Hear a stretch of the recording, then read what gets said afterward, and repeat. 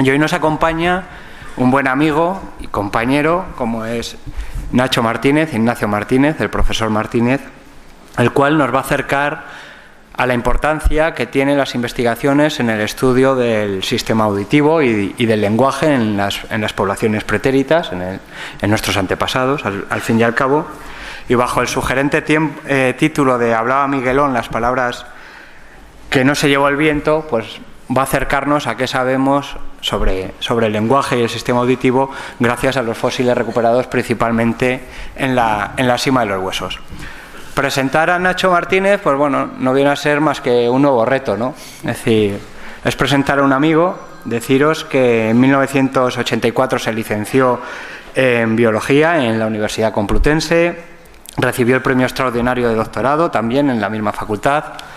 Actualmente él es profesor titular del área de paleontología en la Universidad de Alcalá de Henares y desde el año 1984 está trabajando sistemáticamente en la cima de los huesos. Es uno de los miembros del equipo más veterano que lleva trabajando de forma continuada en este yacimiento y, por tanto, una de las personas que mejor conoce esa intrahistoria de ese yacimiento.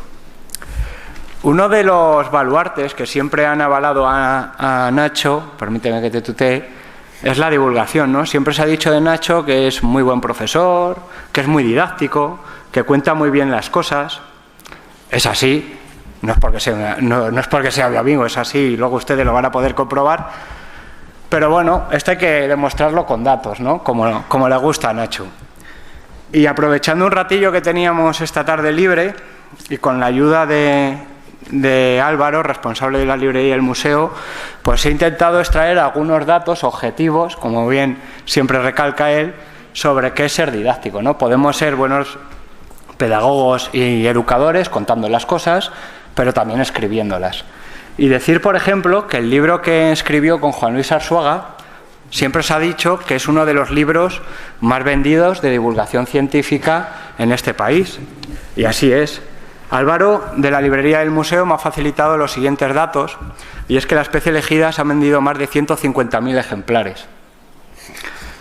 Bueno, como teníamos algo más de tiempo, pues me he dedicado a sacar una serie de porcentajes, y partiendo de la premisa de que en este país, entre 16 años y 100 años, tenemos un total de 38.696.000 personas, aproximadamente, pues esto nos da que el 0,4 casi de este país pues ha leído la especie elegida, que es un buen número, ¿no?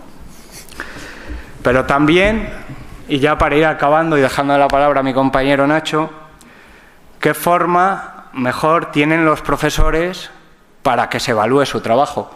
Y esta es, sin duda alguna, la opinión de sus alumnos.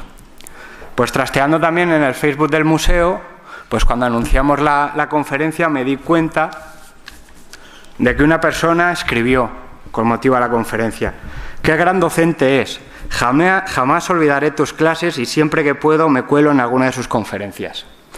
Hago mías estas palabras y os dejo con el profesor Nacho Martínez y espero que disfruten de su conferencia. Muchas gracias.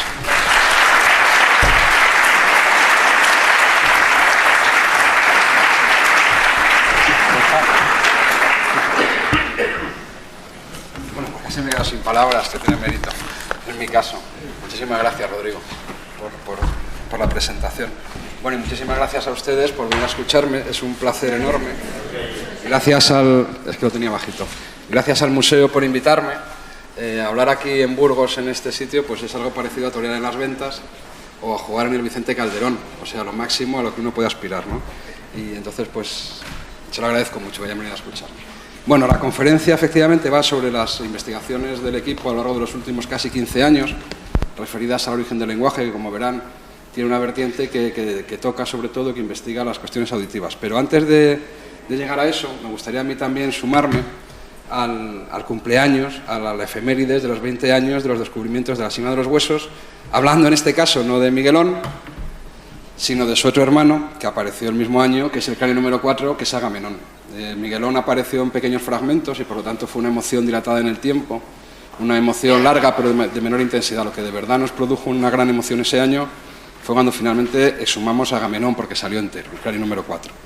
Y tuvimos la suerte de poder compartir esa emoción con nuestras compañeras y nuestros compañeros en la trinchera del ferrocarril, que estaban excavando allí. Y justo ese día estaba en la trinchera del ferrocarril el profesor Emiliano Aguirre, que justo se había jubilado el año anterior. Se había producido el traspaso de la dirección a los profesores Carbonell, Bermúdez de Castro y Juan Luis Arzuaga. Yo creo que esta es de las fotografías para mí más históricas y más entrañables del registro de la Sierra de Atapuerca, en la que se ve a un profesor Arzuaga felicísimo, entregándole el cráneo, la primera persona que lo vio, que lo desenvolvió, a Emiliano Aguirre, que no hay más que ver la cara que pone, y parece un momento feliz, un momento entre generaciones, ¿no? de continuidad del trabajo, de eslabones en el trabajo. Y como en esta fotografía además está Ana Gracia y está Aurora Martín, la vicedirectora actual del museo, que no sabía que el destino la deparaba 2 años después el honor de ser la descubridora de los primeros fósiles de Montecesor, pues como digo, me parece una de las fotografías más hermosas quizá en el archivo de Atapuerca. Bueno, eso ocurría en el año 1992.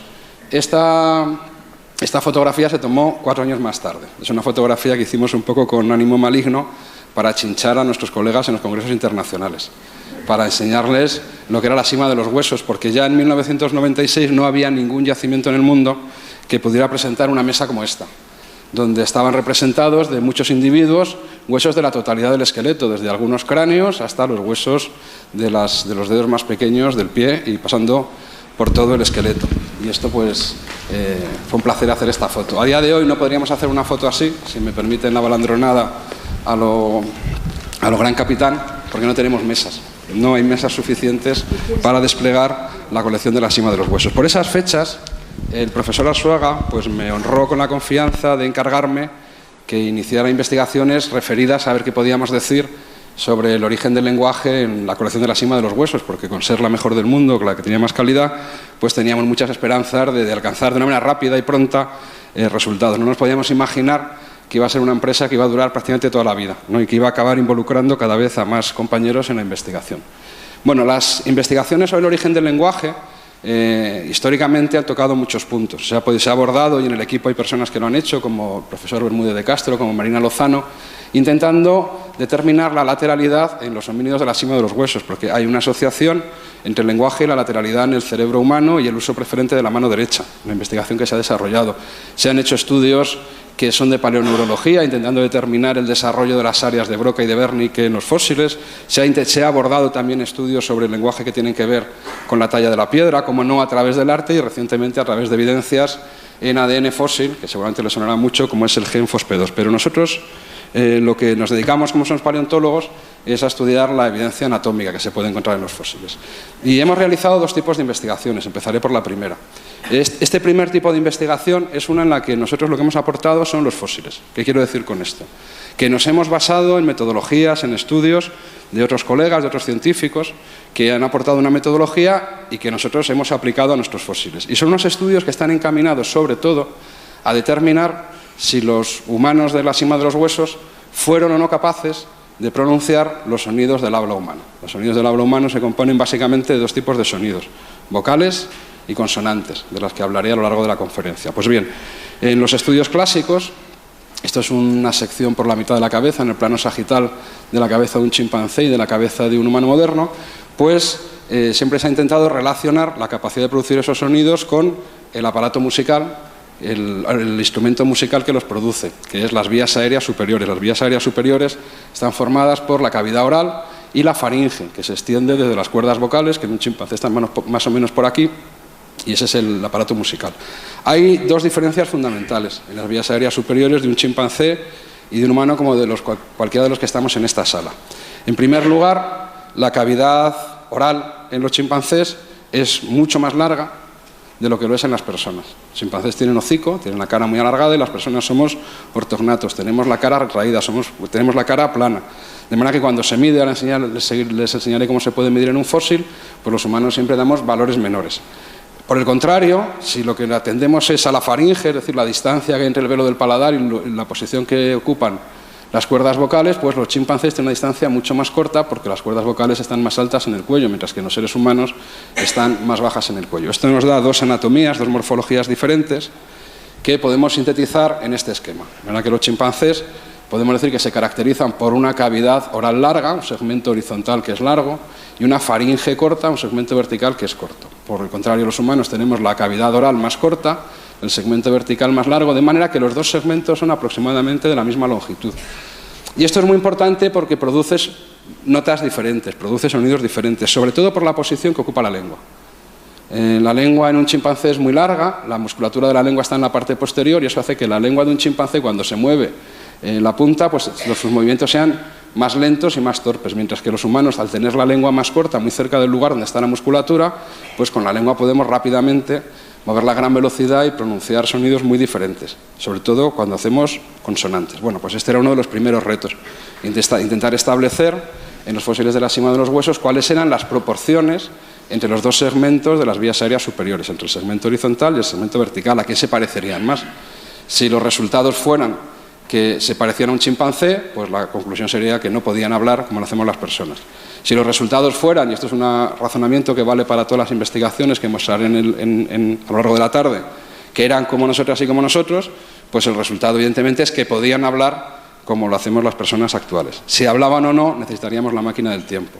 Pero ya anticipo que la opinión del equipo es que si el resultado final es que la anatomía concuerda con la capacidad de hablar, pues la hipótesis más sencilla y razonable es pensar que si podían hacerlo, pues seguramente lo hacían. Pero sin enrollarme tanto, tienen ustedes aquí una diapositiva, una foto de un cráneo humano y un cráneo de un chimpancé. No están a la misma escala, o sea, el chimpancé es más pequeño que el cráneo humano, están puestos para que ocupen el mismo tamaño en la diapositiva.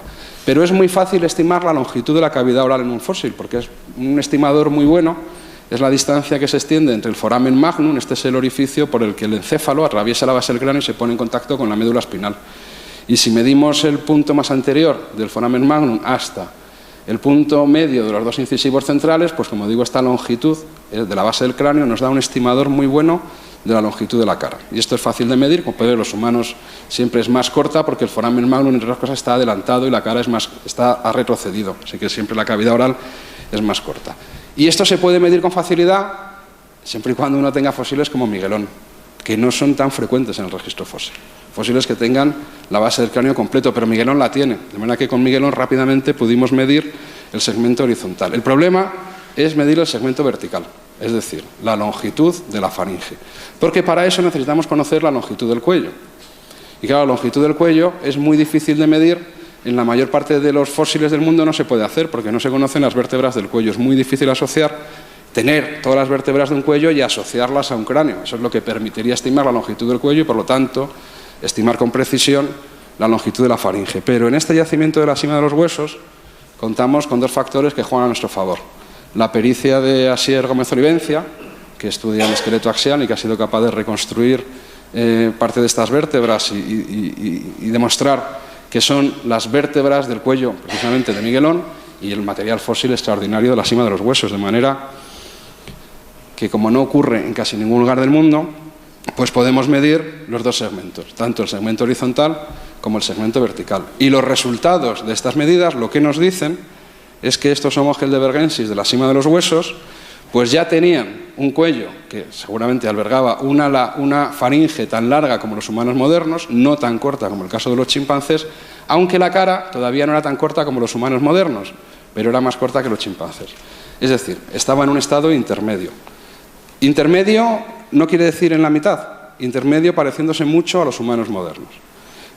Utilizando las técnicas que, como digo, han desarrollado otros autores, hemos llegado a la conclusión de que Miguelón podría producir los mismos sonidos que una niña o que un niño de 10 años, que no creo que nadie en la sala tenga dudas de que pueden hablar porque hablan por los codos y les entendemos maravillosamente. Así que esta línea de investigación, por lo que nos decía, es eso, no son exactamente como nosotros, pero ya han pasado ese Rubicón, han pasado esa línea y ya podían hablar y les entenderíamos perfectamente. ¿Es esta la única línea de investigación? Pues no, y afortunadamente no. Porque claro, en paleontología no tenemos la máquina del tiempo para ir a ver si nuestras conclusiones son acertadas. De manera que lo que intentamos siempre es utilizar distintas aproximaciones al problema, que sean independientes. Y si todas las líneas de evidencia apuntan en la misma dirección, si todas se cruzan en el mismo punto, pues nos vamos tranquilos a la cama, ¿no? Porque pensamos que esa solución es confortablemente razonable. Y eso es lo que voy a intentar desarrollar a lo largo de la tarde, las distintas líneas de evidencia que hemos desarrollado en este problema.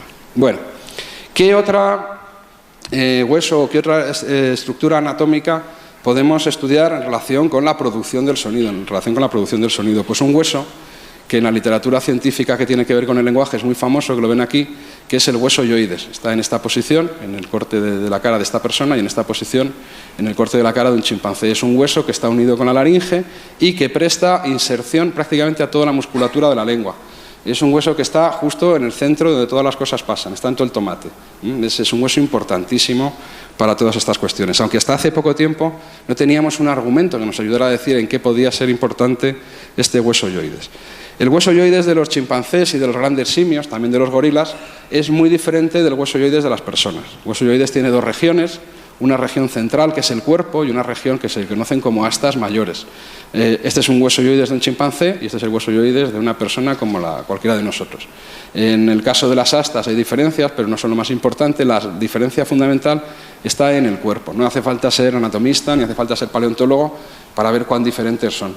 El cuerpo del hyoides de un chimpancé tiene forma de concha, es muy cóncavo, mientras que el hyoides de una persona tiene más bien forma de barra. Es una anatomía que se puede diferenciar muy bien a simple vista, pero también se puede medir, como verán enseguida, para poderla distinguir con precisión matemática. ¿Qué importancia tiene el hyoides en esta historia del lenguaje? Pues miren ustedes, los grandes simios, pero también muchos mamíferos, por ejemplo los perros, a la salida de la tráquea, esta es la tráquea, y aquí está la laringe, justo a la salida de la tráquea, tienen un divertículo, es decir, un pequeño tubo, que se abre en una estructura que se conoce como sacos laringeos. En las personas esto no lo tenemos. La tráquea se abre directamente a la cavidad oral y a la cavidad nasal, no tenemos sacos laringeos, pero ellos sí. Y es como una gaita, es como si tuvieran una pequeña gaita en el pecho. De manera que les permite producir dobles sonidos, dobles vocalizaciones, unas que vienen del fuelle de los pulmones y otras que vienen de estos sacos aéreos que pueden llenar de aire y producir un sonido a la vez, de manera que pueden hacer dobles vocalizaciones. Eso es muy útil cuando uno lo que quiere es lanzar un sonido que llegue muy lejos.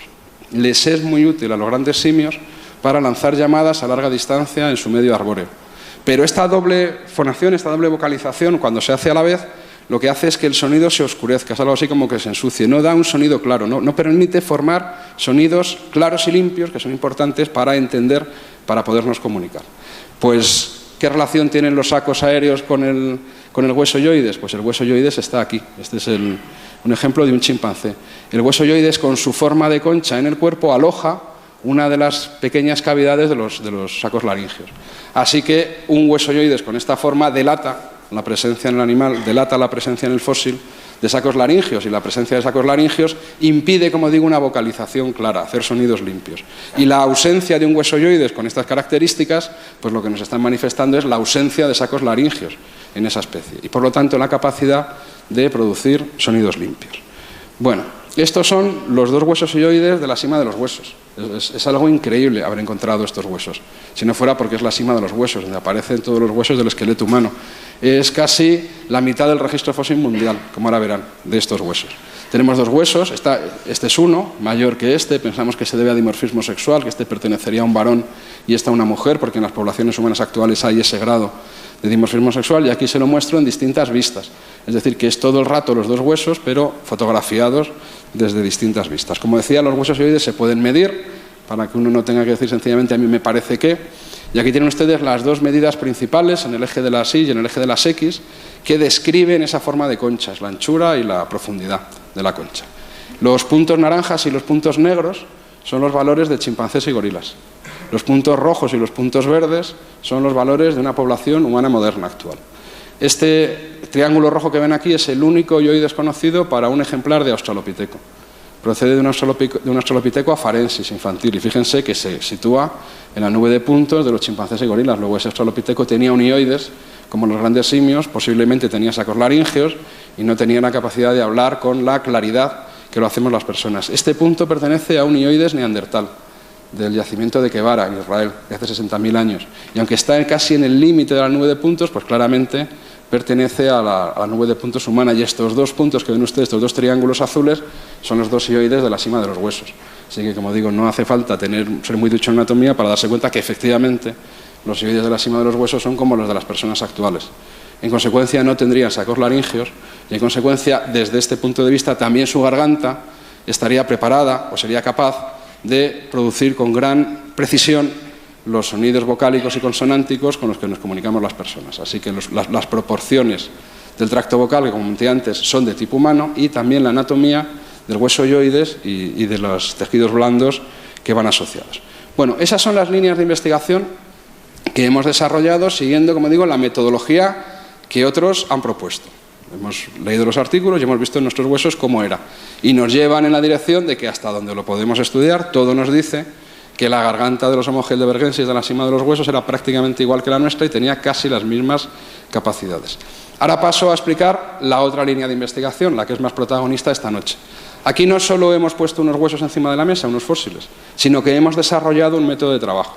Hemos desarrollado una metodología novedosa, porque hemos abordado una investigación que es original, porque no se le había ocurrido hasta este momento a nadie, que es estudiar el lenguaje por un órgano que por alguna razón no pensamos que sea tan importante, que es la audición, pero demonios, tan importante es hablar como que te escuchen, ¿no?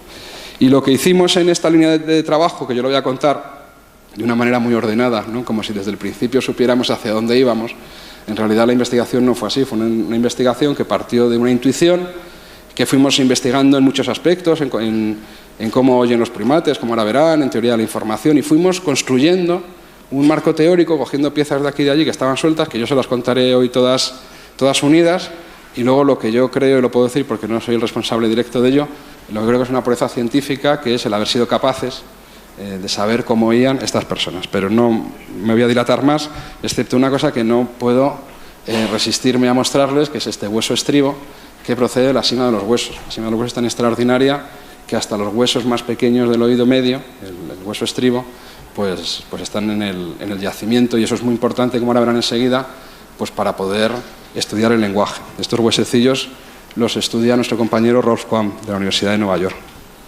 Bueno, para poder hablar de esto, pues déjenme primero que les haga una pequeña introducción al maravilloso mundo de la audición en los mamíferos. Todos somos conscientes de que los distintos mamíferos oímos de maneras diferentes. Los perros sabemos que son capaces de ir a unas frecuencias que las personas no lo hacemos. Hay un silbato, por lo visto, y cuando les soplas, los perros lo oyen y vienen. Y las personas no lo oímos, los murciélagos oyen de manera diferente, los gatos oyen de manera diferente. Entonces me gustaría que explorásemos juntos este mundo de la audición para ver qué aprendemos. ¿Por qué los mamíferos oímos de manera diferente? ¿En qué se basa eso? Pero para eso déjenme que les explique la herramienta que voy a utilizar, que son lo que se conocen como audiogramas. Los audiogramas nos los han hecho a todos cuando hemos ido a renovar el carnet de conducir. Son muy fáciles de entender. Es un esquema o es un gráfico en el que en el eje de las X lo que tenemos son valores de frecuencias. Las frecuencias, cuanto más bajos son los valores, más graves son los sonidos. Y cuanto más altos son los valores en esa dirección, más agudos son los sonidos. De manera que más allá de 12.000 hercios o de 12 kilohercios, la mayor parte de las personas, por lo menos ya a nuestra edad o a la mía, pues ya no percibimos bien los sonidos, ya lo que llamamos los ultrasonidos. Y entonces lo que se trata es de ver qué sensibilidad tiene una persona o un animal a las distintas frecuencias. Eso se hace midiendo intensidad sonora. Este eje, siempre, y en los siguientes gráficos que le voy a mostrar, que se miden decibelios, es intensidad sonora, pero es volumen. Cuando ascendamos por este eje, lo que iremos haciendo es como si subimos el volumen de la televisión. A medida que tenemos valores mayores de intensidad, el volumen de ese sonido pues será cada vez mayor. ¿Cómo se hace un audiograma? Bueno, se lo voy a explicar sobre este audiograma, que tiene mucho mérito porque se lo hicieron a un elefante indio y fue un trabajo tan interesante que apareció publicado en la revista Science, que es una de las revistas más importantes del mundo. Bueno, ¿cómo se hace un audiograma? ¿Cómo nos lo hace el médico o la enfermera cuando vamos al carnet de conducir? Pues nos sientan en una salita, nos ponen unos auriculares y nos dicen que hay un botón. Y entonces nos dicen, cuando oiga usted un sonido, apriete el botón. Entonces nos sentamos allí a ver qué pasa. Y entonces la enfermera quiere saber, por ejemplo, cómo oímos en esta frecuencia, 250 hercios. Pues va subiendo el volumen. Como no oímos nada, no apretamos el botón, sigue subiendo, hasta que pum, lo oímos y apretamos el botón. Y así se marca qué intensidad sonora, qué volumen hace falta para que lo oigamos. Es evidente que cuanto mayor es el punto, menor es la sensibilidad. Hemos necesitado más volumen para oír el sonido. En cambio, los puntos más bajos son los que marcan en un audiograma la mayor sensibilidad, porque con muy poquito volumen somos capaces de oírlo muy bien. Bueno, este, como digo, es el audiograma de un elefante y nos da una imagen de cómo son los audiogramas de la mayor parte de los mamíferos. Tienen esta forma que ustedes ven, que es una forma de V, en el que la sensibilidad se va perdiendo hacia frecuencias muy altas y hacia frecuencias muy bajas, pero hay un mínimo, en esta gráfica hay un punto de mayor sensibilidad, lo que se llama precisamente la mejor frecuencia audible, que es lo que investigan normalmente las personas que hacen audiogramas. Así que tenemos una V donde casi lo que más nos interesa es este vértice, donde mejor oye un animal. Claro, pensamos intuitivamente que los animales tienen centrado su mejor audición en aquellos sonidos que son más importantes para su supervivencia. Así que si estudiamos intuitivamente, digo en principio un audiograma y su mejor frecuencia es la que sea, rápidamente vamos a buscar qué sonido hay por ahí fuera que le es tan importante. Pero eso, en la mayor parte de los casos, no es cierto. La mayor parte de las veces los mamíferos no tenemos nuestra mejor frecuencia por ningún rasgo adaptativo, sino por una cuestión estructural, depende directamente del tamaño. En este gráfico que tienen ustedes aquí, en este eje de las X, lo que tienen ustedes es la distancia entre los dos oídos, que nos da directamente el tamaño de la cabeza y correlaciona con el tamaño del cuerpo. Y lo que tenemos aquí es un gráfico de frecuencias. Las frecuencias más agudas, las más altas, están hacia arriba, y las frecuencias más bajas, las más graves, están hacia abajo. Y aquí tienen distintas especies de mamíferos, en el que se ha medido el tamaño, la distancia entre los oídos y la frecuencia en la que mejor oyen. Y fíjense que hay una especie de ley armónica que explica la mayor parte de los mamíferos. De tal manera que si uno tiene la cabeza pequeña, normalmente oyen frecuencias muy altas. Y a medida que la cabeza se va haciendo grande, las frecuencias van siendo cada vez más graves, hasta que el elefante, que tiene la cabeza más grande, oye con las frecuencias más graves. Esta relación entre tamaño corporal o tamaño del objeto y frecuencias es algo que conocemos los mamíferos desde la cuna. Es intuitivo para todos nosotros, porque es la diferencia que hay entre un violín y un violonchelo. Es la única diferencia. El violonchelo es grande y entonces resuena en frecuencias graves, frecuencias bajas. El violín es pequeño y resuena en frecuencias agudas, en frecuencias de muchos kilohercios. Y como digo, lo sabemos desde la cuna, porque cuando se produce una disarmonía entre el tamaño de un objeto y su sonido, pues nos hace mucha gracia. Cuando vemos un perro que es muy chiquitito y hace wow, wow, wow, pues nos resulta ridículo, porque uno dice que no funciona, o al revés, el perro grande o la persona que es muy grande y que tiene una voz de pito. Pues eso también nos resulta muy chocante porque sabemos que existe una armonía entre el tamaño y las frecuencias. Así que el primer factor que explica las diferencias de audición de los mamíferos no es un factor adaptativo, es un factor estructural, depende del tamaño. Así que si me dicen el tamaño de un mamífero, en principio, yo les predigo si va a escuchar mejor en altas frecuencias o en bajas frecuencias. Si es grande, en bajas frecuencias, si es pequeño, en altas frecuencias. ¿Es este el único factor que explica la audición de los mamíferos? Pues no, porque siempre hay rebeldes con causa. Fíjense estos de aquí. Estos son muy pequeñitos de cuerpo. Su valor de frecuencia debería ser muy alto y sin embargo están jugando con frecuencias parecidas a las del elefante. Son las ratas topo. ¿Qué les pasa a las ratas topo? Que como viven enterradas, en el subsuelo lo que mejor se propaga son precisamente las frecuencias graves. Así que aunque por su tamaño les tocaría oír muy bien en frecuencias agudas, ahora sí la selección natural les ha dotado de unos oídos desproporcionadamente largos. Y entonces oyen muy bien en frecuencias graves. Claro, esto es interesantísimo porque cuando encontramos estos rebeldes, pues lo que podemos pensar es que es un factor importante para entender su ecología, para entender su vida, porque existe un factor ambiental. Son adaptaciones a las propiedades acústicas del medio. Así que ya tenemos un segundo factor que explica las diferencias de audición en los mamíferos. Las propiedades acústicas del medio. En algunos mamíferos pesa más y en algunos mamíferos pesa menos. Bueno, ahora que ya conocemos un poco estas cosas, pues les propongo que me acompañen en un viaje a lo largo de la escala de los primates. Que vayamos a los primates que están más alejados en parentesco de las personas y vayámonos acercando para aprender cómo oyen nuestros parientes los primates. Como digo, empezaré por los primates más alejados, los que coloquialmente podríamos llamar prosimios, o monos muy primitivos, que hacen este aspecto tan inquietante, porque viéndoles el morrito, uno podría pensar que es como de perro o de gato, pero luego tiene otras muchas cosas que son de primate. Como digo, son lo que prosimios o primates primitivos. En general son de tamaños pequeños. Y claro, ya diciéndole esto, muchos en la sala dirán, bueno, pues entonces van a oír en frecuencias muy agudas, y efectivamente. Miren, este es un audiograma que debo a la sabiduría de Rolf Quam, como de todos los que vienen a continuación, en el que se muestran los audiogramas publicados. Ahora hay publicado alguno más, pero no desentona en este panorama, de distintas especies de prosimios. Les recuerdo que en el eje de las X tenemos frecuencias, que si nos movemos en esta dirección, en el eje de las X, vamos a sonidos cada vez más agudos, más allá de 16 kHz ya son ultrasonidos, es decir, las personas ya no lo oímos. Y que aquí lo que tenemos es intensidades y que por lo tanto cuanto más baja es la curva, más sensibilidad tiene el animal. Si se dan cuenta, tienen la forma que yo les decía. Tienen formas de Vs, tanto el amarillo, el azul, el rojo. Luego me quedaré con el rojo. para ir construyendo un esquema general de los primates. Tiene una forma de V y en general su mejor frecuencia está en la zona de los ultrasonidos. Así que podemos decir que hay un patrón para los prosimios. Los prosimios son unos primates que oyen muy bien sonidos tan agudos que están más allá del rango de audición de las personas. ¿Por qué oyen en rangos tan agudos? No lo explica solo su pequeño tamaño. Hay distintas hipótesis para explicarlo y si luego alguien tiene curiosidad, pues lo podemos discutir. Avanzamos un poquito en el grado de parentesco y vamos a primates que ya son auténticos primates y que están en las selvas de Sudamérica. Están algo más alejados que el resto de los auténticos primates de las personas, pero ya están mucho más próximos, en lo que se conoce como los platirrinos.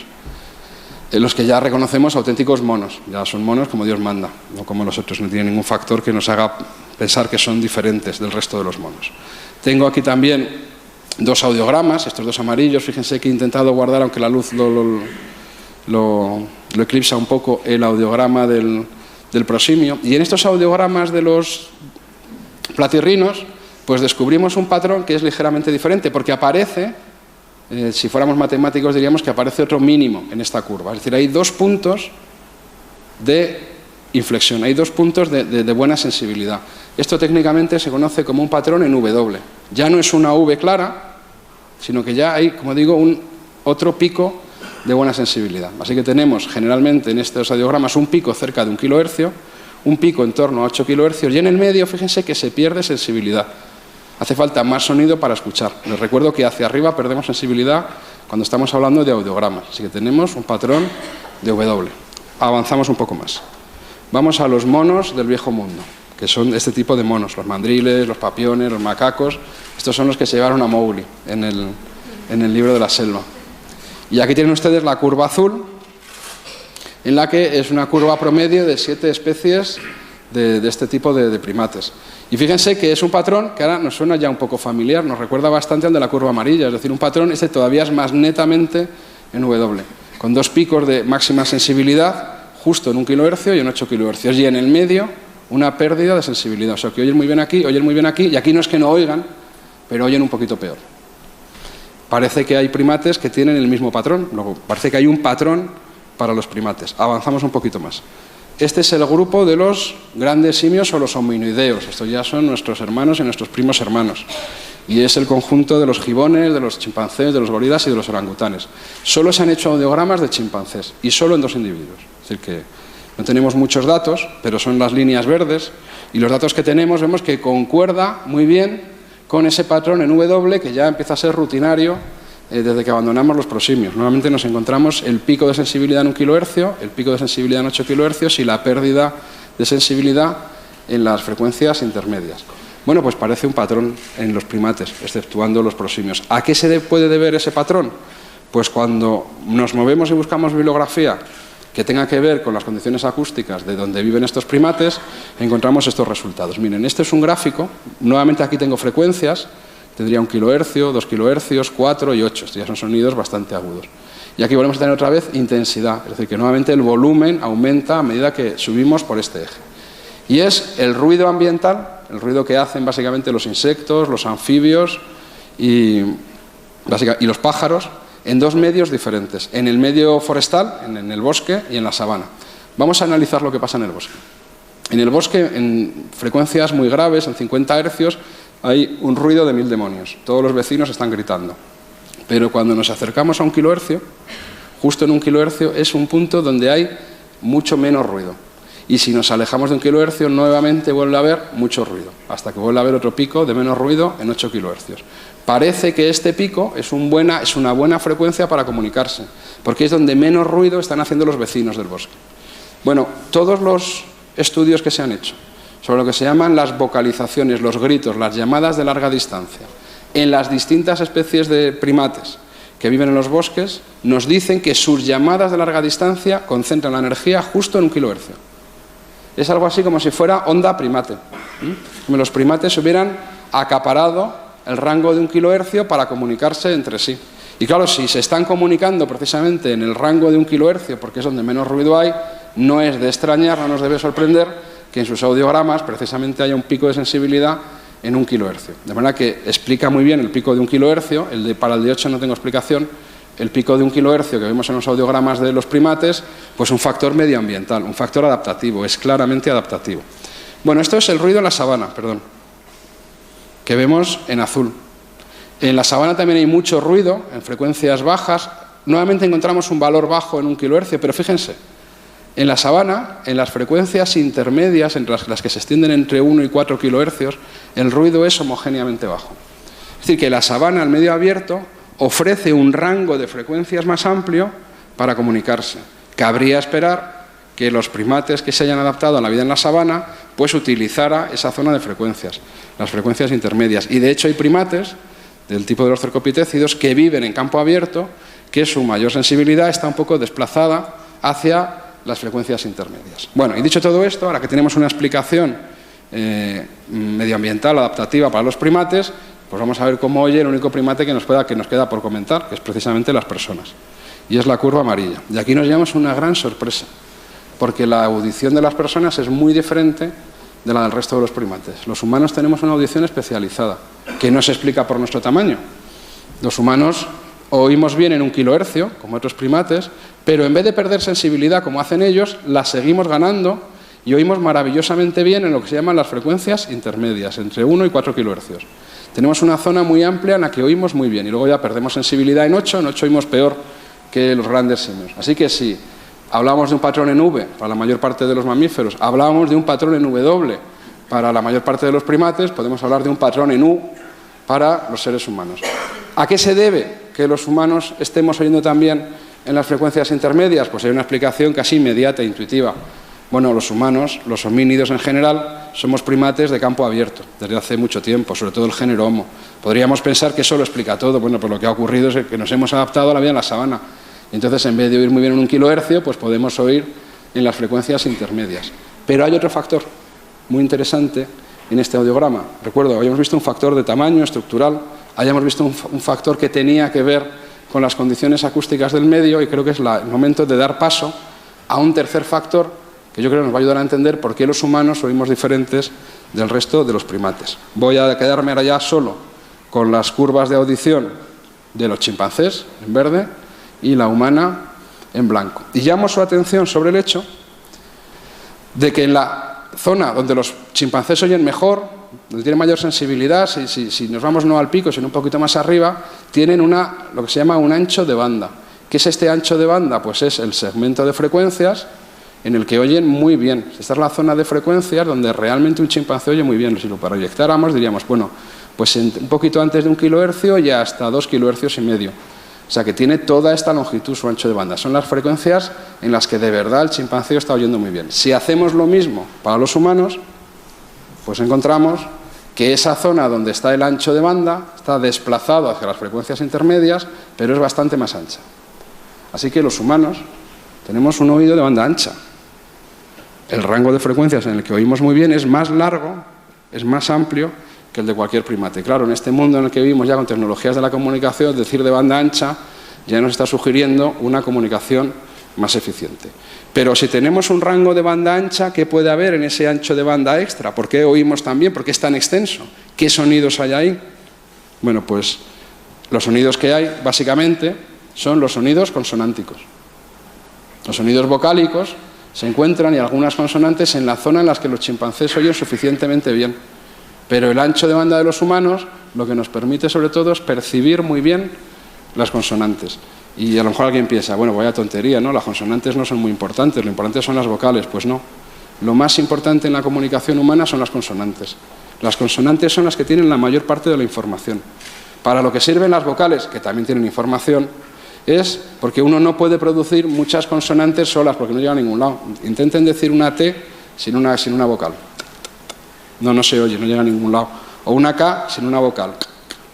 Entonces uno produce una vocal como si fuera la base de una pizza y ahí le monta una consonante, K.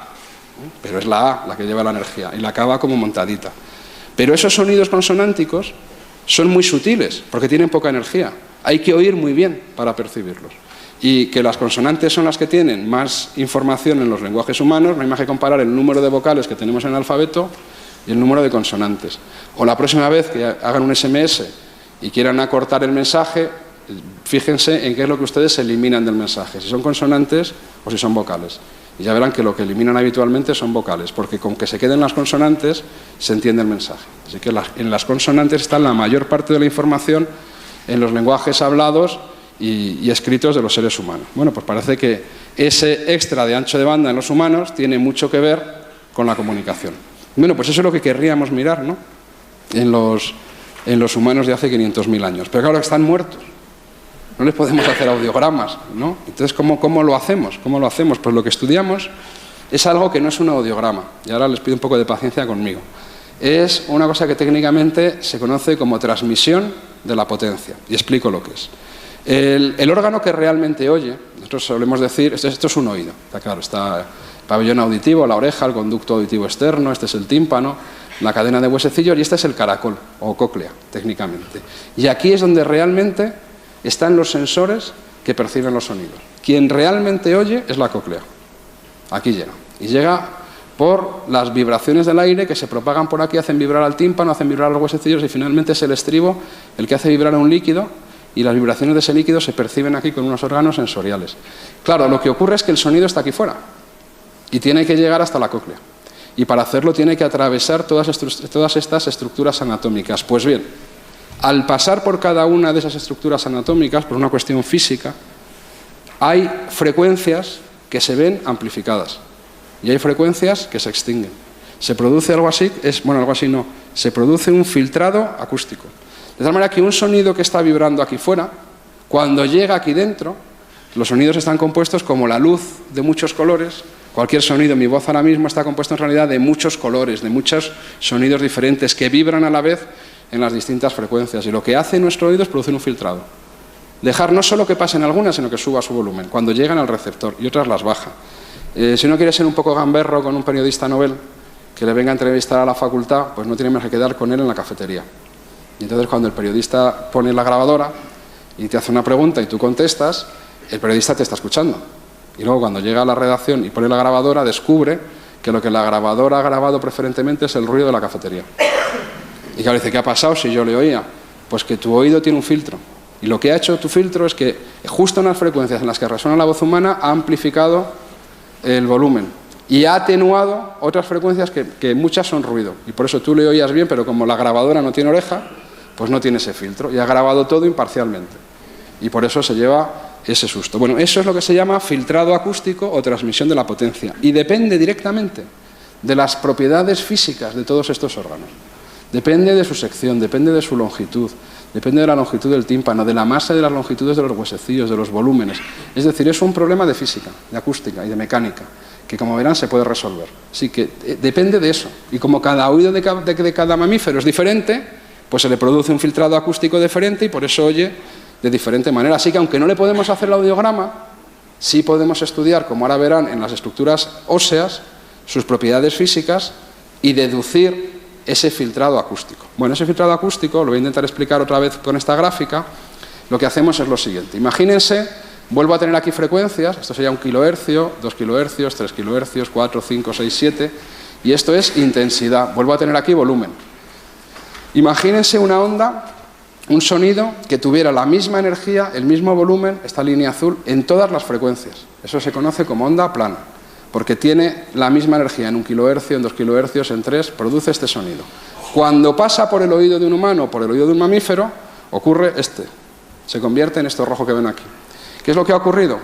Pues que en algunas frecuencias se han atenuado hasta hacerse inaudibles. Esta frecuencia que resonaba originalmente con este volumen se ha hecho inaudible, de manera que el animal no lo va a oír. Esta la va a percibir como un sonido muy bajito y esta tampoco la va a oír. En cambio, esta zona del medio se ha amplificado al pasar por el oído medio y entonces la va a oír con gran precisión. Eso es lo que podemos hacer en los esqueletos, estudiar este filtrado acústico. Eso es lo que les voy a mostrar, cómo lo hemos hecho y cuáles son los resultados. Claro, si se dan cuenta, salen curvas que son un poco diferentes de los audiogramas, porque si el sonido al pasar por el oído se amplifica, ocurrirá en el audiograma que será un punto bajo, porque será donde mayor sensibilidad tenga. Estamos estudiando prácticamente lo mismo, pero de otra manera. Bueno, pues aquí tienen ustedes este filtrado acústico al pasar por el oído de los chimpancés entre 5 kHz y 0 kHz son las curvas verdes. Recuerden que era una onda plana en origen. Tienen ganancias donde oyen muy bien los chimpancés y tienen pérdidas donde oyen muy mal. Así que podemos ver que los chimpancés oyen muy bien en torno a 1 kHz, luego mantienen una cierta sensibilidad bastante alta hasta aquí, hasta 2,5 o 3 kHz, y luego se desploma su sensibilidad. Y las curvas azules son los humanos. Oímos muy bien también cerca de 1 kHz, pero tenemos una sensibilidad mayor mucho más lejos en las frecuencias intermedias. Y esto se puede medir. Se puede medir en lo que se llama precisamente el ancho de banda de un oído, que lo que mide es el segmento de frecuencias en las que un animal oye mejor. Este es el ancho de banda de un chimpancé. Los chimpancés oyen muy bien desde aquí hasta aquí. Eso es donde de verdad oyen bien. ¿Cuál es el ancho de banda de un humano? Este. Es decir, los humanos tenemos un ancho de banda un poquito desplazado hacia frecuencias intermedias y sobre todo mucho más amplio, lo que nos salía en los audiogramas. También nos sale en la transmisión de la potencia, es decir, se predice un ancho de banda mucho mayor. ¿Y dónde está la mayor diferencia? Pues justo ahí. Esto es en donde realmente los humanos ganamos a los chimpancés. En este segmento de frecuencias, justo ahí. ¿Qué sonidos hay ahí? Pues algunas de las consonantes. Estas. Las que se conocen como consonantes de alta frecuencia. Parecen pocas, pero son importantísimas porque se distinguen muy bien y nos permiten formar combinaciones de palabras que son muy fácilmente distinguibles. Son cruciales en la comunicación humana. Están en todas las lenguas del mundo.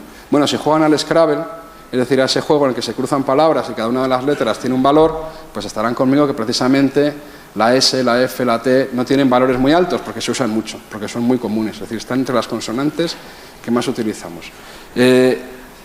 Esta zona justamente es la zona que es crítica en la audición humana. ¿Qué quiero decir con que es crítica? Que cuando una persona, y digo para que se hagan una idea de lo que es perder sensibilidad o de cómo podría llegar a un chimpancé que oye un poquito peor que nosotros aquí. Por aquí empiezan las sorderas de las personas, y las sorderas con la edad. Una sordera moderada hace que una persona oiga bien en todo este rango de frecuencias y lo que haya perdido es sensibilidad, un poquito de sensibilidad en estas consonantes. Estas consonantes las oye un poco peor. ¿Cómo son las personas que tienen una sordera moderada? Pues son personas que si no hay una situación de estrés acústico, nos entendemos muy bien.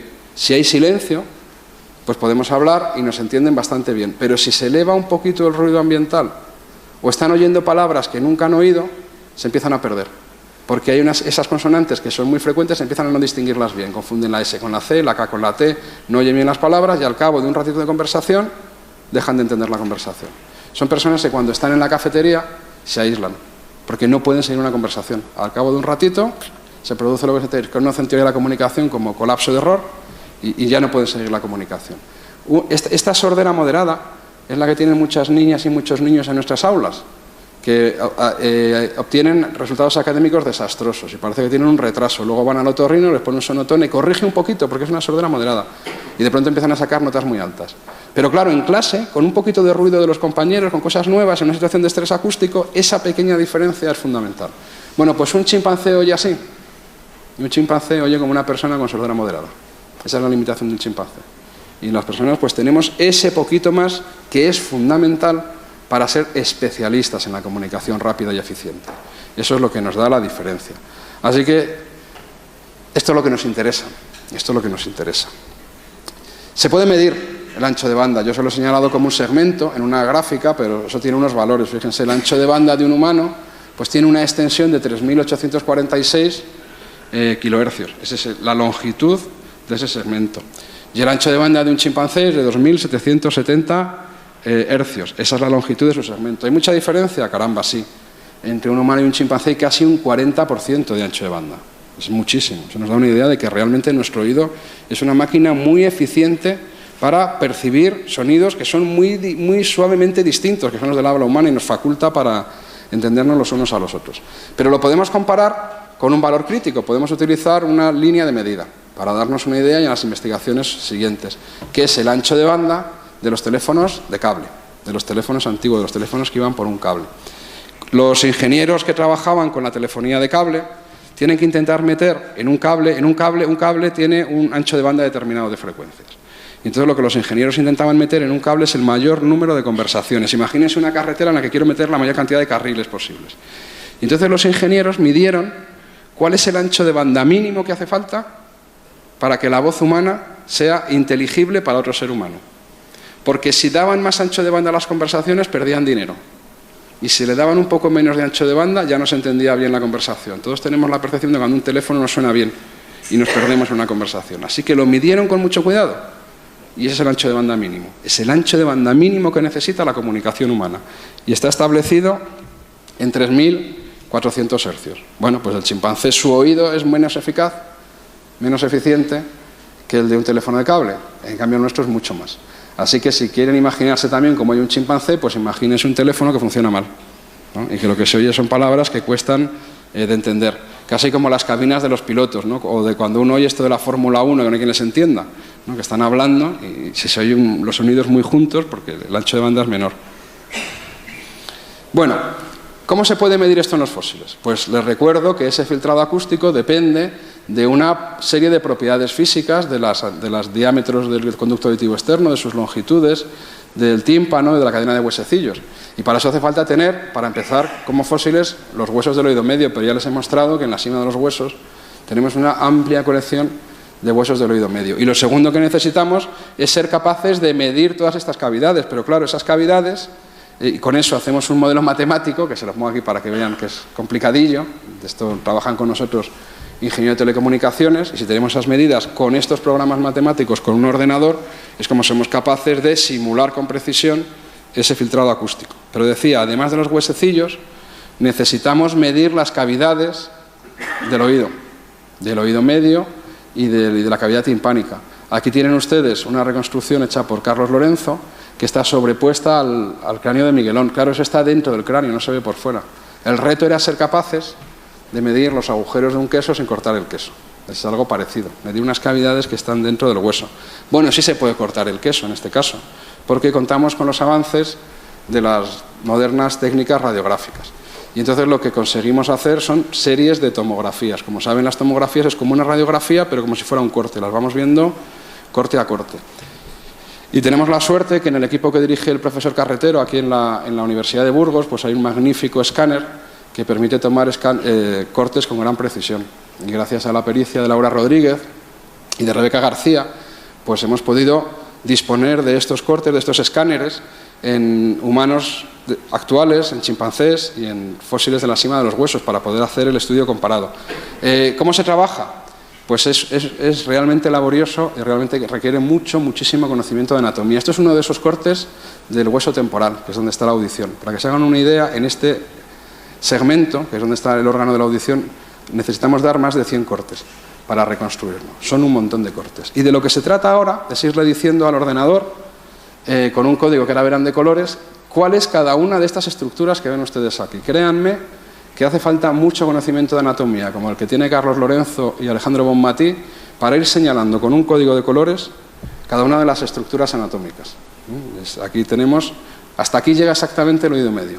Perdón, el conducto auditivo externo. Esta es la cavidad timpánica, esta es la trompa de Eustaquio, estos son los canales semicirculares y estos son las células mastoideas. Hay que saber mucha anatomía y es un trabajo increíble. Cuando se hacen los 100 cortes y se hace ese código de colores, luego se le puede decir al ordenador que lo junte todo, quite el hueso y voilà, lo que tenemos son reconstruidas las cavidades que podemos ahora manejar como objetos sólidos, podemos medir y podemos calcular volúmenes, secciones y todo lo que queramos. Y aunque aquí tenemos representados solo 3, pues de 5 individuos de la cima de los huesos y 5 individuos de chimpancés y 5 individuos de humanos modernos. Cuando ya se tiene eso, pues es posible ahora definir con gran precisión las distintas medidas que uno necesita para que corra el programa informático que hemos diseñado previamente, que va a simular el filtrado acústico, que permitirá que otros científicos en el futuro pues puedan replicar exactamente lo que estamos haciendo para ver si les sale lo mismo o tienen que corregirnos la plana. Pueden ver, todas las estructuras del oído están aquí, incluidas las medidas de los huesos del oído medio. Y esos son nuestros resultados. ¿Se acuerdan ustedes de las líneas del filtrado acústico de los chimpancés en verde, las líneas del filtrado acústico de los humanos modernos en azul? Pues los resultados de los individuos de la cima de los huesos son estas líneas rojas y magentas. Claro, visto desde ahí, uno no se atreve a decir a quién se parecen más. Estaría uno tentado de pensar que se juntan más a las líneas azules, pero no son exactamente igual que los humanos modernos, aunque parecen diferentes de los chimpancés. Afortunadamente no hay que hacerlo a ojo, como digo, se puede medir. Se puede medir el ancho de banda de las 3 especies, y es este. Este es el ancho de banda de los chimpancés en verde, hasta aquí. Este es el ancho de banda de los humanos, y este es el ancho de banda de los humanos de la cima de los huesos, de Homo heidelbergensis. Es mayor que el de los chimpancés, está un poco desplazado como el de Homo sapiens hacia las frecuencias intermedias, pero no llega a ser tan extenso como el del Homo sapiens, está en una posición intermedia. ¿Cuánto de intermedia? Pues como se puede medir. Tienen aquí ustedes los valores. Si el ancho de banda de los humanos ocupaba un segmento de 3.846 hercios y el de los chimpancés de 2.770 hercios, el de la cima de los huesos, su longitud, la longitud del intervalo de frecuencias, es de 3.431 hercios. Es un 24% más que los chimpancés y un 12% menos que los humanos modernos. O sea que en realidad no está a la mitad. Se ha separado 2/3 de los chimpancés y está 1/3 de los humanos modernos. Es decir, se parece mucho al de los humanos modernos, aunque no es exactamente igual. Pero ese parecido hasta el de los humanos modernos les habilitaría para escuchar como escuchamos nosotras y nosotros. Pues juzguenlo ustedes mismos. ¿Recuerdan el valor del ancho de banda de los teléfonos de cable? Pues los oídos de los humanos de la cima de los huesos están justo por encima del valor de ancho de los teléfonos de cable. Su oído sería tan eficiente como nuestros teléfonos de cable y mucho más eficiente que el de un chimpancé. Bueno, estos son los resultados de nuestra investigación. Como pueden ver, les he presentado 3 líneas de evidencia. La de las proporciones del tracto vocal, la anatomía del hueso yoides y esta última, que como digo es original del equipo de investigación, y como ven las 3 se cortan en el mismo sitio. Los humanos Homo heidelbergensis podía hablar perfectamente. Todavía no era el superespecialista que somos los humanos modernos, pero que nuestra especie se ha superespecializado quizá en ese sistema de comunicación, pero ya estaban mucho más allá de los chimpancés, habían pasado ya el Rubicón, ya no se comunicaban como los animales, se comunicaban como las personas, y yo creo que ese es un buen resultado. Bueno, para terminar, creo o espero haber ido desgranando con mis palabras otra idea que me parece fundamental, aparte de las investigaciones que he mostrado, y que creo que da un buen ejemplo de lo que es el equipo de Atapuerca, y es que es precisamente un equipo. Espero que haya quedado claro y evidente que el único mérito que tengo yo para contar esta investigación hoy aquí es la amabilidad de mis compañeros que me la dejan contar, porque esto es un trabajo hecho por muchas personas, por muchos compañeros, cada uno de ellos ha ido aportando una parte al trabajo, y quiero aprovechar esta noche pues para agradecer esa amabilidad que tienen, que me dejan que sea yo el que lo cuente habitualmente. Así que, como digo, quiero aprovechar esta noche para darles las gracias y también a ustedes por su atención. Muchas gracias.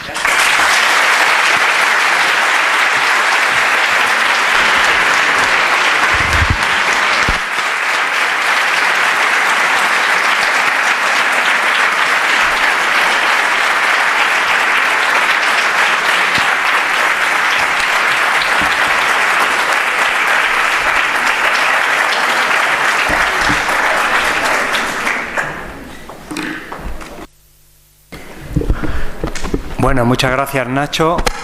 Y ahora es el tiempo de si alguno de ustedes tiene alguna duda o quiere profundizar sobre alguno de los aspectos que ha mencionado Nacho, pues estamos a tiempo.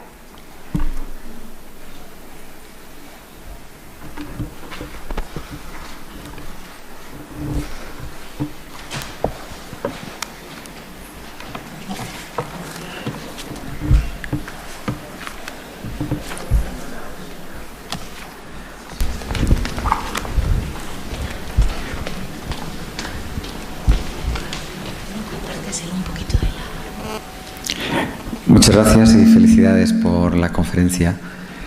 Quería preguntarte, en ese diagrama que nos has mostrado de lo que son las vocales, las que son más difíciles de poder escuchar, estos Homo heidelbergensis, ¿qué vocales qué consonantes son las que podrían oír y cuáles no? Pues, espera un segundo, si quieres lo paso. Pues podrían pronunciar algunas de las de alta frecuencia, pero otras no. O las podrían pronunciar. Podrían pronunciarlas todas. Pero tienen un poco menos de sensibilidad, que no llega hasta las últimas, si quieres miramos el esquema, un segundito, de las de alta frecuencia. Aunque no, la verdad es que no habíamos puesto la raya para ver cuáles sí y cuáles no. Podemos hacer ahora, pero...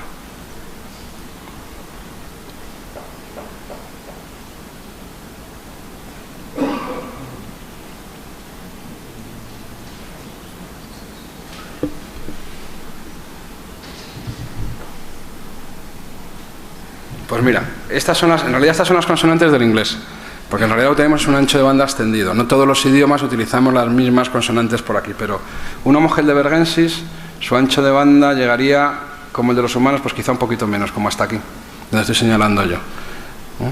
Podrían utilizar consonantes que nosotros no usamos, pero que estarían en ese rango de frecuencias, igual que por ejemplo los bosquimanos utilizan clics, ¿no? Es decir, que en la zona de la alta frecuencia pues tendrían un poquito menos. Con la S lo veían mal. Con la S lo irían un poquito peor, sí. Y esa es muy extrema ya.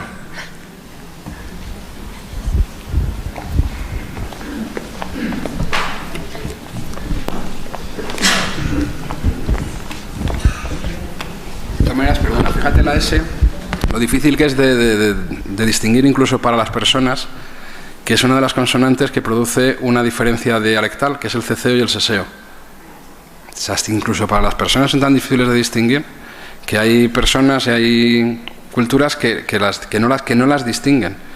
Y no por su oído, es porque es muy difícil de distinguir, y entonces si no estás entrenado, lo mismo le pasa a la R y a la L, ¿no? Es que las consonantes, como digo, son difíciles de distinguir. Bueno, ¿alguna pregunta más?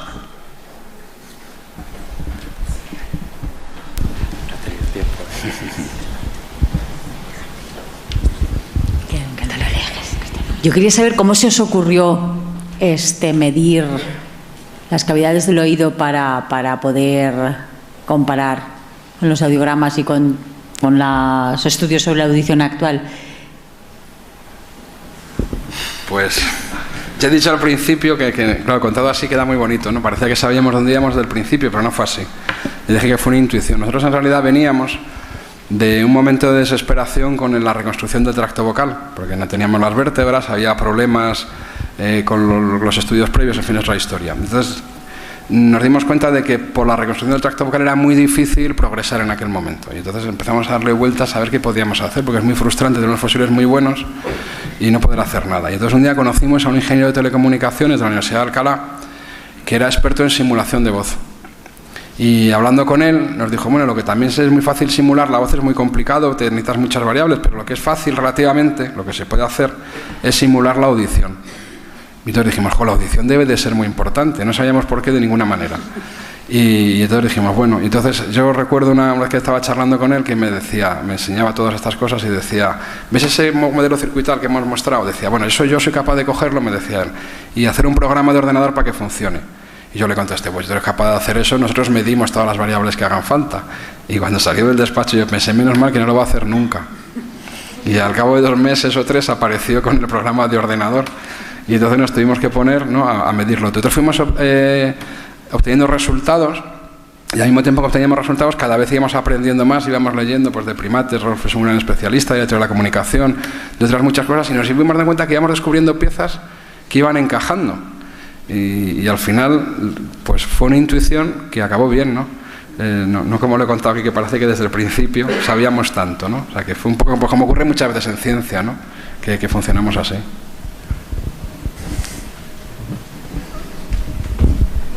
Bueno, no sé si... Yo también quería preguntarte si esta línea de investigación, a partir de estos hallazgos tan excepcionales, se pueden de alguna manera hacer en otros fósiles que no estén tan bien conservados, ¿no? Si has abierto algún camino o alguna esperanza a que no tengas que tener absolutamente todo el oído, todos los huesos, ¿no?, del oído. Pues pasa como siempre en paleontología, hombre, si no tenemos todos los huesos tenemos que andar haciendo reconstrucciones, y las reconstrucciones al final pues nos dan márgenes de error. O sea, se puede hacer en cualquier otro fósil humano. Eso sí lo hemos demostrado, que esto funciona para los fósiles, pero lo ideal es que estén completos. Lo que pasa es que en el registro fósil no es que haya muchísimos, pero hay algunos fósiles que son susceptibles de ser estudiados. Y de hecho ahora nuestra vanguardia, lo que estamos, lo que publicaremos quizá el año que viene, son estudios en primeros homínidos, en Australopithecus y en Paranthropus, porque hay algunos cráneos que tienen las cavidades, y en los yacimientos se han recuperado algunos huesecillos del oído medio, y nos va a permitir completar bien el sistema, y yo creo que será muy interesante ver lo que nos sale.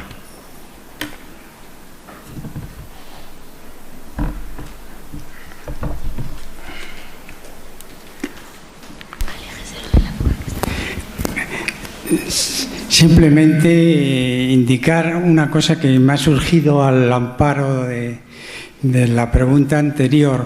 Es si verdaderamente en el estudio de los fósiles que lleváis, que es muy interesante y me ha parecido la conferencia verdaderamente extraordinaria porque no se había dado nunca este tema, es si verdaderamente las enfermedades influidas por el clima, por la glaciación o por lo que sea, podían derivar a situaciones de lenguaje muy diferentes y que el sentido de las vocales o consonantes que tú exponías fueran diferentes a lo que tú expones. O sea, quiero decir, si verdaderamente podían incidir en el estudio o no. Pues es que las vocales y las consonantes, más allá, que quizá tenía que ver también con la contestación, más allá de las vocales y consonantes concretas, no ponemos ejemplos y claro, pensamos en las vocales del castellano, las consonantes del castellano, son zonas donde uno puede producir sonidos diferentes. Es decir, es la cualidad acústica que tienen esos sonidos. Y puedes producir vocales, y como digo, hay pueblos que, bueno, los anglosajones tienen 12 vocales, ¿no? Y nosotros las pasamos canutas para distinguirlas, nosotros 5, y hay muchas consonantes como los clic de los bosquimanos. Es decir, que no es necesario que sean nuestras vocales y nuestros consonantes, pero los sonidos vocálicos tienen unas propiedades acústicas y unas propiedades de producción y los sonidos consonánticos otras. Así que yo creo que igual que en las culturas actuales hay mucha variación en esos sonidos, pues en el pasado igual, es decir, que a lo mejor les oíamos hablar, si estuvieran aquí los heidelbergensis, yo creo que con el tracto que tienen las vocales las distinguiríamos y distinguiríamos que hacen cosas parecidas a las consonantes. Que eso es algo que cuando uno oye a un chimpancé o a cualquier animal rápidamente, inconscientemente se da cuenta, no hacen consonantes. Es que los chimpancés dicen y esos son vocales, no meten una sola consonante. Solo hay un grupo de animales, hasta donde yo sé, de mamíferos, de dejar las aves al margen, que realmente meten consonantes, son los delfines. Los delfines cuando silban, los sonidos de silbido son vocales, tienen cualidad de vocal, pero cuando hacen, esos son consonantes. Lo que están haciendo son torbellines, vamos a hacerlo así, en los sonidos vocálicos. No sé si te contesto con esto, pero...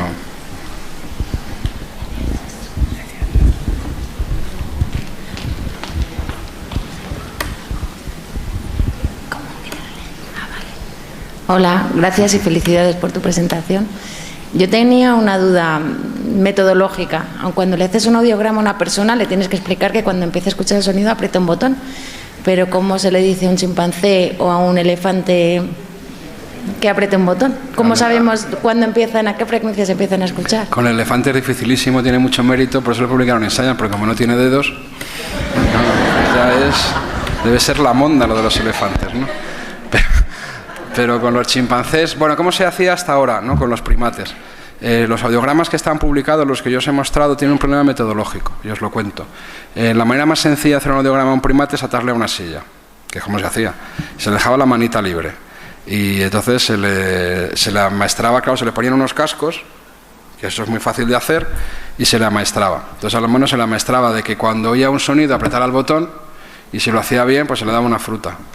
Y si se pasaba de listo, lo apretaba sin que hubiera un sonido, pues le daban un castigo, que a veces no, en fin, como eran los años 60, mejor no os digo cómo hacían los castigos, ¿no? Eso ha ido derivando, porque entre otras cosas, aparte de que ya a los primates nadie se les ocurre en sano juicio hacerle esas cosas, es porque ha perdido prestigio el hacerlo con cascos. Hay una línea en la literatura que dice que con cascos varía el tipo de audición, y entonces ahora se hace campo libre, que se dice, lo cual complica enormemente los estudios, porque claro, ahora las cosas son así. Se le pregunta al chimpancé si quiere colaborar. Es verdad, ¿no? O sea, al chimpancé se le enciende una luz, se le amaestra que se enciende una luz, y él ya sabe, porque lleva un periodo de entrenamiento, ¿no? Que si quiere pasa a la sala, y si no quiere, si ese día no está de humor, que suele ser muy frecuentemente, no pasa a la sala. O sea que para empezar tiene que querer colaborar. Entonces pasa a una sala, entonces ya no se le ponen cascos, entonces se ponen unos baffles. Y entonces los sonidos salen por los baffles. Y ajustar eso, y calibrar eso, y tener un mapa acústico de toda la sala, porque el mono se mueve, para saber exactamente, porque una cosa es lo que dice el sintetizador que está saliendo por el baffle, y otra cosa es dónde está el mono. Pues eso es un trabajo ímprobo, se puede hacer. Y luego hay una serie de protocolos, nosotros precisamente, como sabes, estamos haciendo este trabajo, ¿no?, en Madrid. Queremos obtener audiogramas de chimpancés para completar los estudios. Y entonces hay luego una serie de protocolos que tienen las personas que trabajan con primates, los primatólogos y los psicólogos en general, para evitar cosas tales como el efecto de Amador, en fin, un montón de cuestiones, ¿no? El mono no te tiene que ver, hay un montón de rollos. Entonces, en el equipo en el que estamos trabajando ahí están los ingenieros de telecomunicaciones que hacen la parte de audición, y luego hay personas del centro mixto que trabajan en los protocolos precisamente para que todo eso se haga. Pero es un trabajo complicadísimo. La prueba de que lo es que desde 1982 nadie ha vuelto a hacer un audiograma. Y solo se han hecho 2 veces a los chimpancés y atados a una silla. O sea que la cosa tiene pelendengues. Y aún ya el elefante nadie más lo ha vuelto a intentar.